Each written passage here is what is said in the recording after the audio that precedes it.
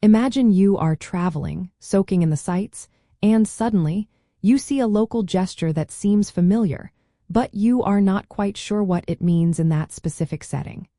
Have you ever felt a little uncertain about how to interpret someone's nonverbal cues when you are far from home?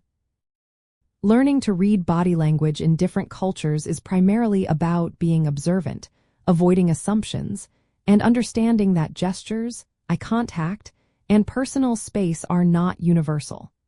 It requires an open mind and a willingness to adapt to local norms, helping you connect more genuinely with people you meet. The simple truth is that nonverbal cues, like spoken languages, evolve within specific cultural contexts.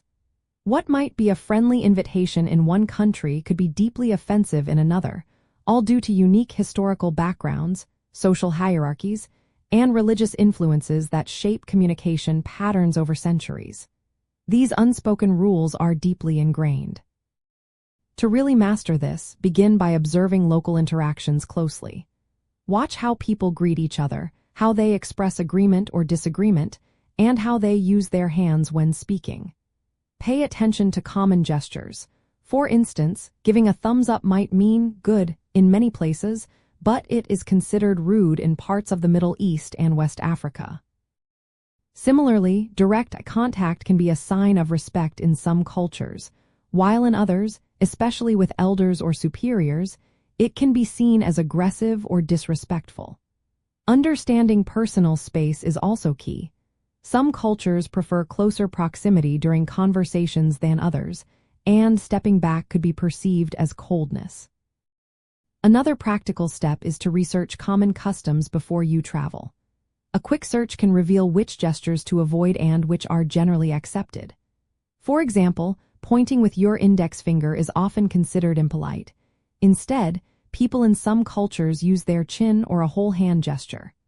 When unsure, a good rule of thumb is to politely mirror the actions of those around you, or if appropriate, simply ask.